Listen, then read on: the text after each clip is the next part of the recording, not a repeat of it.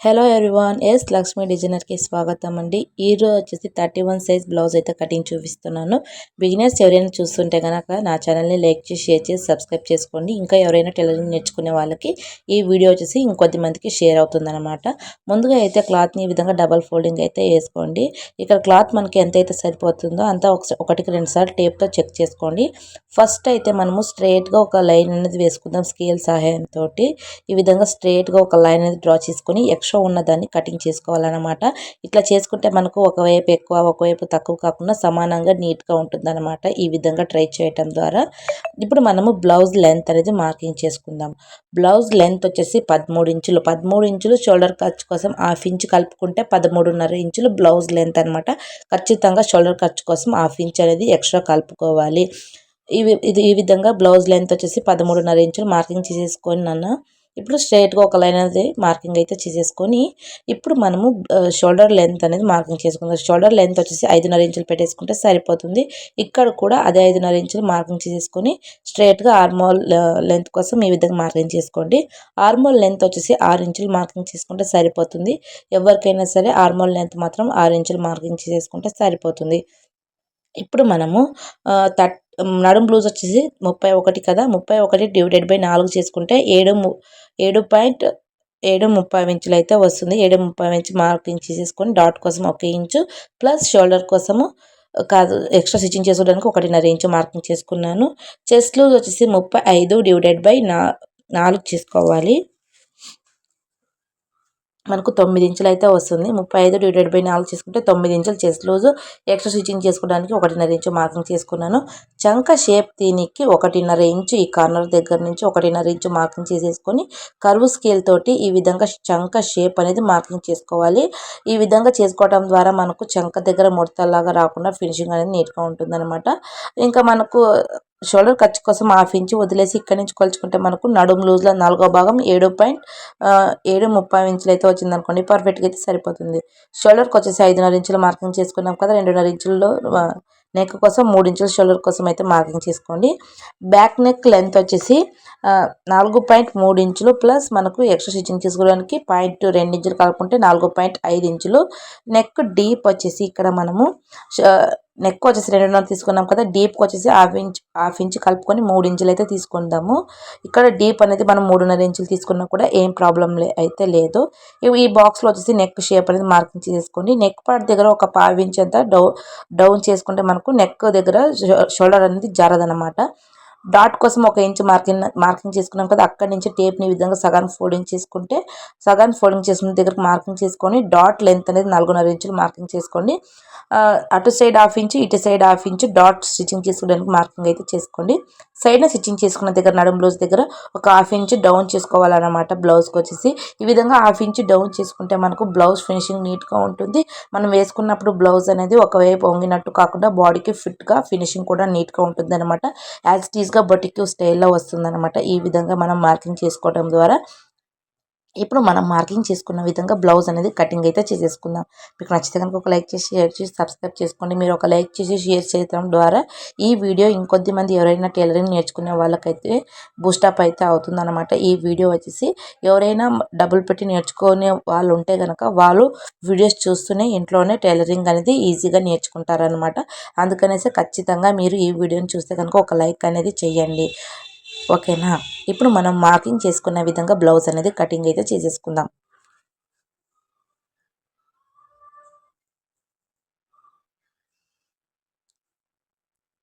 Blouse అయితే cutting అయితే చేసేసుకున్నాం కదా. మనం ఎక్స్ట్రా స్టిచ్చింగ్ చేసుకున్న దగ్గర ఎక్కడెక్కడ అయితే మార్కింగ్ చేసుకున్నామో డాట్స్ దగ్గర సైడ్ స్టిచ్చింగ్ చేసుకున్న దగ్గర అక్కడక్కడ ఈ విధంగా కట్స్ అనేది పెట్టుకోవాలన్నమాట.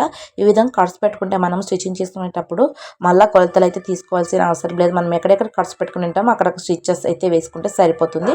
బ్యాక్ పార్ట్ అయితే రెడీ అయిపోయింది. ఫ్రంట్ పార్ట్ కటింగ్ కోసం అనేసి ఒక ఇంచు క్లాత్ అనేది ముందుకైతే జరుపుకోవాలి. బ్యాక్ పార్ట్ కన్నా కూడా ఖచ్చితంగా 1 ఇంచు క్లాత్ అనేది ముందుకైతే జరుపుకోవాలి ఫ్రంట్ పార్ట్ కోసం వచ్చేసి. ఇప్పుడు ముందుగానే కటింగ్ చేసుకొని పెట్టుకున్న బ్యాక్ పార్ట్ని అయితే తీసుకొని ఫ్రంట్ పార్ట్ కోసం బ్యాక్ పార్ట్ ఏ విధంగా అయితే ఉందో అదే విధంగా అయితే ఫస్ట్ అయితే మార్కింగ్ అనేది చేసుకుందాము. నెక్ ఆర్మోలు లెంత్ అంతా కూడా బ్యాక్ పార్ట్ ఏ విధంగా అయితే ఉందో అదే విధంగా అనేది మార్కింగ్ అనేది చేసేసుకోండి మార్కర్ తోటి.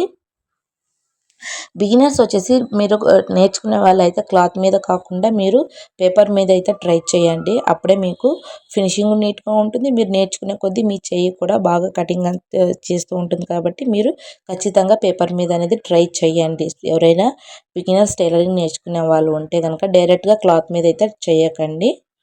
ఇప్పుడు బ్యాక్ పార్ట్ ఏ విధంగా అయితే ఉందో అదే విధంగా అయితే మార్కింగ్ చేసుకున్నాం కదా. సైడ్ స్టిచ్చింగ్ చేసుకునేది ఆర్మోలు, షోల్డరు, నెక్ అదే విధంగా అయితే మార్కింగ్ చేసుకోండి. ఇప్పుడు మనము క్రాస్ బెల్ట్ కోసం వచ్చేసి 2 ఇంచులు అనేది డౌన్ చేసుకుందాం. బ్యాక్ పార్ట్ కన్నా కూడా 2 ఇంచులు డౌన్ చేసుకొని ఈ విధంగా స్ట్రైట్గా ఒక లైన్ అనేది డ్రా చేసేసుకుందాము.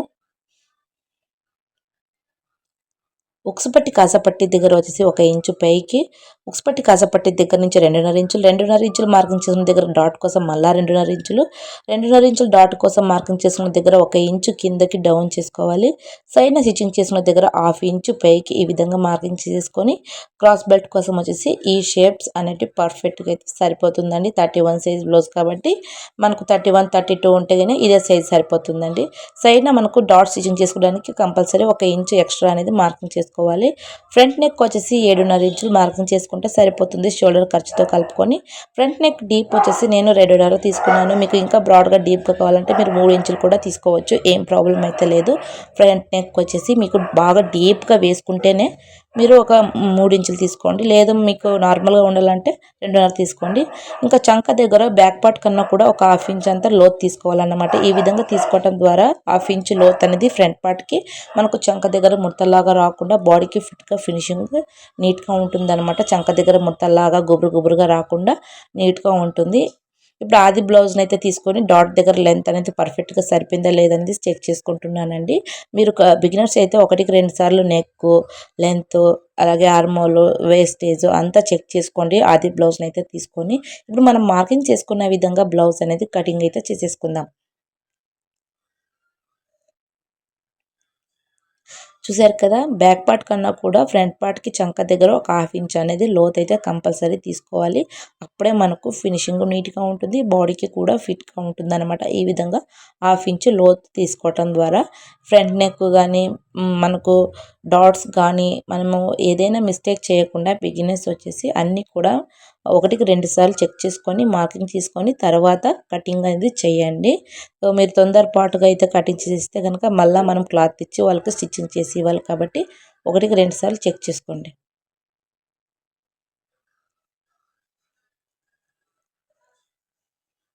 డాట్ స్టిచ్చింగ్ చేసిన దగ్గర ఈ విధంగా కట్స్ అనేటివి పెట్టేసుకుంటే మనకు ఒక సైడ్ ఏమో డాట్ ఎక్కువ ఒక సైడ్ ఏమో తక్కువ కాకుండా రెండు కూడా సమానంగా అనేది స్టిచ్చింగ్ అయితే చేసేసుకుంటాం అన్నమాట. ఈ విధంగా డాట్స్ పెట్టుకోవటం ద్వారా ఇప్పుడు మనము స్లీవ్స్ క్రాస్ బెల్ట్ అనేది కటింగ్ చేసుకుందాం. స్లీవ్స్కి వచ్చేసి మీరు 4 మడతలు ఫోల్డింగ్ చేసుకోవాలి. ఇక్కడ ఫస్ట్ అయితే నేను క్రాస్ బెల్ట్ స్లీవ్స్ ఇప్పుడు మనం కటింగ్ చేసుకుంటే మొత్తానికి బ్లౌజ్ అనేది సరిపోతుంది. ఇప్పుడు మనము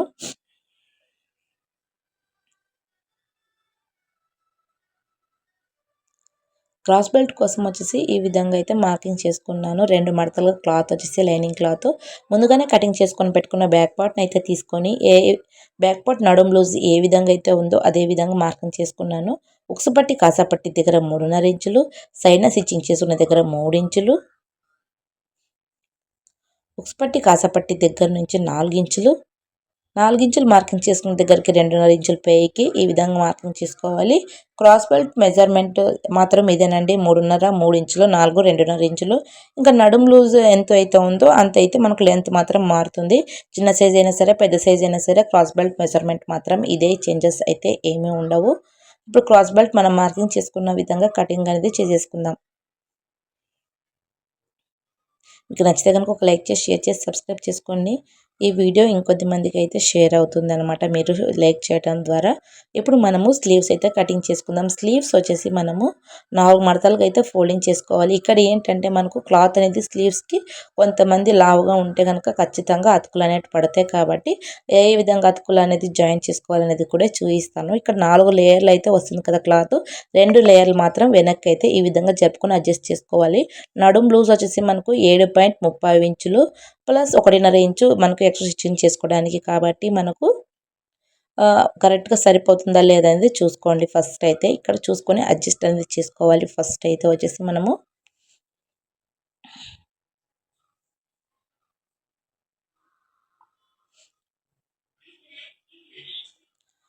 ఇప్పుడు మనము స్లీవ్ లెంత్ అనేది మార్కింగ్ చేసుకుందాము. స్లీవ్ లెంత్ వచ్చేసి మనకు 8 ఇంచులు.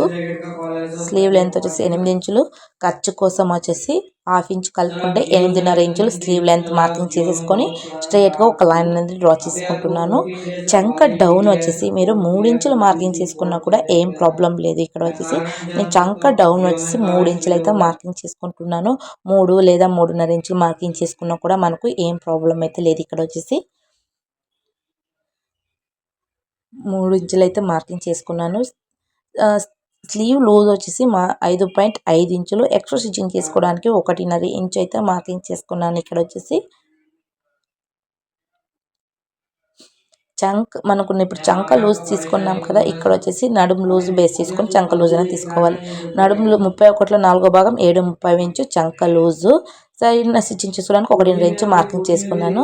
స్లీవ్ షేప్ దీనికి 2 ఇంచులు మార్కింగ్ చేసుకొని చంక లూజ్ దగ్గరికి ఈ విధంగా క్రాస్గా లైన్ అని డ్రా చేసేసుకోవాలి. కర్వ్ స్కేల్ తోటి స్లీవ్ షేప్ అనేది మార్కింగ్ అనేది చేసేసుకుంటున్నాను.